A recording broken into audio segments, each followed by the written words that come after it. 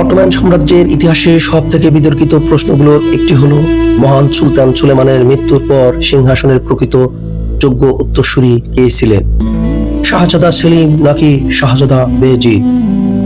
প্রিয় দর্শক, আজকের ভিডিওতে আমরা আবেগ নয়, ইতিহাসের তথ্য, সমসাময়িক দলিল এবং ইতিহাসবিদদের বিশ্লেষণ আলোকে এই প্রশ্নের উত্তর খুঁজব।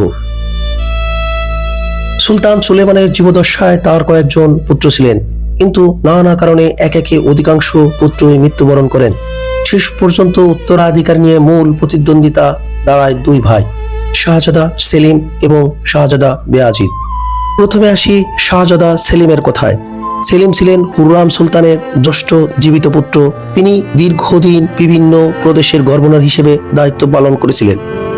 যদিও তাকে খুব দক্ষ সামরিক নেতা হিসেবে দেখানো হয় না, তবুও তিনি ছিলেন ধীর স্থির, তুলনামূলক শান্ত এবং দরবারের প্রভাবশালী ব্যক্তিদের সমর্থন প্রাপ্ত। অন্যদিকে শাহজাদা বায়েজিদ ছিলেন অত্যন্ত সাহসী, জনপ্রিয় এবং উচ্চবিলাসী। সমসাময়িক অনেকেই বিবরণে তাকে একজন দক্ষ সেনানায়ক হিসেবেই উল্লেখ করা হয়েছে। সৈন্যদের মধ্যেও তার জনপ্রিয়তা ছিল আকাশচুম্বী। এখানেই শুরু হয় প্রকৃত দ্বন্দ্ব। সুলতান সুলেমানের বয়স প্রবীণ হওয়ার সঙ্গে সঙ্গেই উত্তরাধিকার প্রশ্নটি অত্যন্ত গুরুত্বপূর্ণ হয়ে ওঠে।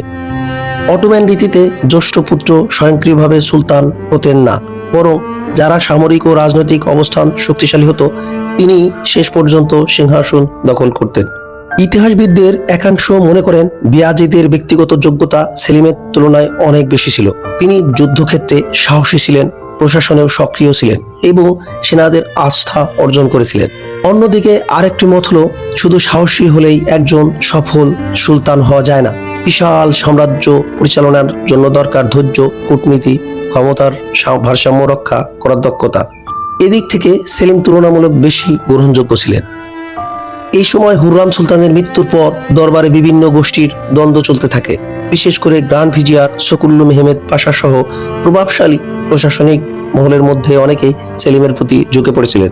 পরিস্থিতি আরও একটি জটিল হয়ে ওঠে যখন সুলতান সুলেমানের দুই রাজপুত্রকে নতুন প্রদেশের বদলির নির্দেশ দেন।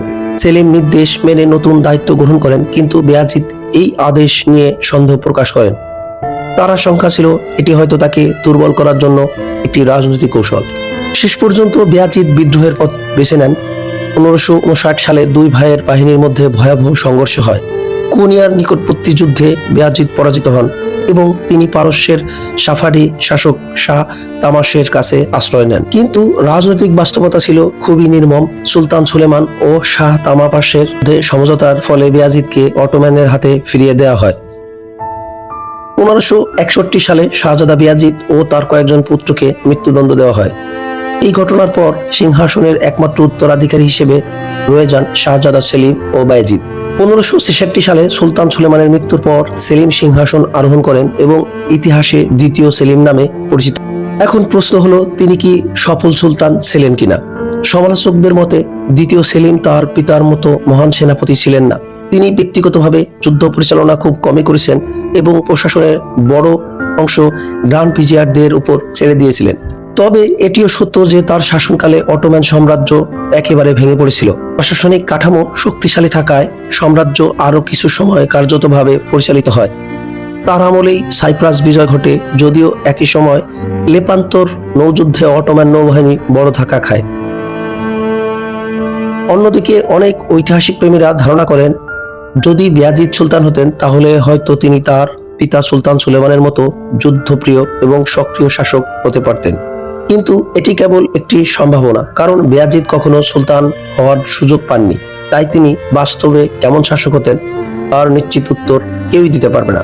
সুতরাং ইতিহাসে নিরপেক্ষভাবে মূল্যায়ন বলা যায় না। ব্যক্তিগত সাহস, সামরিক দক্ষতা এবং জনপ্রিয়তার বিচারে অনেক গবেষক শাহজাদা বায়েজিদকে অনেক যোগ্য মনে করতেন।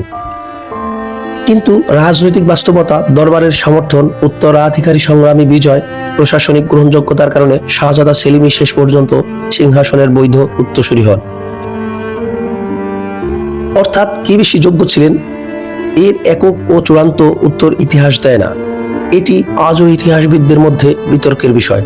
শেষ পর্যন্ত বলা যায়, যদি প্রশ্ন ব্যক্তিগত নেতৃত্ব ও সামরিক যোগ্যতা, তাহলে বায়েজিদের পক্ষে যুক্তি বেশি পাওয়া যাবে। আর যদি প্রশ্ন হয় বাস্তব রাজনৈতিক সফলতা ও উত্তরাধিকার নিশ্চিত করার ক্ষমতা, তাহলে হবে শাহজাদা সেলিম।